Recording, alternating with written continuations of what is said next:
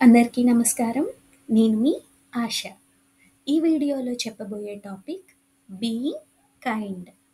మంచి మనసుతో ఒకరికి సాయం చేయాలి అనేది చిన్న వయసు నుండి అలవర్చుకోవడం వలన బాధ్యత గల వ్యక్తిగా ఎదుగుతారు.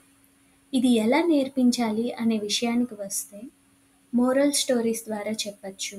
మన నిజ జీవితంలో మనకు సాయం చేసిన వాళ్ళ గురించి, మనం సాయం చేసిన వాళ్ళ గురించి, అలా చేయడం వలన మనం ఎంత హ్యాపీగా ఉన్నామో అన్న విషయం అర్థమయ్యేలా పిల్లలకి చెప్పచ్చు. పిల్లలకు మొదటి రోల్ మోడల్ ఇంట్లో వాళ్ళమే. మనం చేసే పనులు ప్రభావితం చూపుతాయి. ఇక్కడ హౌ వి రైస్ కంటే హౌ వి కల్టివేట్ అనేది ముఖ్యం. అండ్ హౌ ద బ్లాసమ్ అనేది కూడా ముఖ్యం. ఫర్ ఎగ్జాంపుల్, క్లాస్‌లో ఫ్రెండ్స్ లంచ్ తినే సమయంలో ఒక ఫ్రెండ్ లంచ్ బాక్స్ కింద పడిపోయినప్పుడు తన ఫ్రెండ్ లంచ్ బాక్స్‌ని షేర్ చేసుకుంటాడు. అలా చేయడం వలన తన ఫ్రెండ్ ఆకలితో ఉండడు అనే ఇన్‌స్టింక్ట్ పిల్లలకు అర్థమవుతుంది.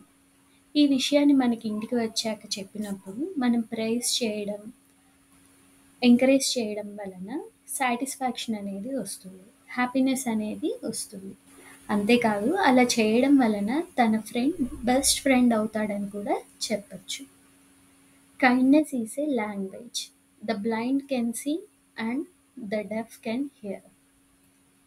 మీకు కనుక నా పెయింటింగ్ అండ్ ఈ టిప్ నచ్చినట్లయితే లైక్ చేయండి, షేర్ చేయండి, సబ్స్క్రైబ్ అవ్వడం మరవకండి.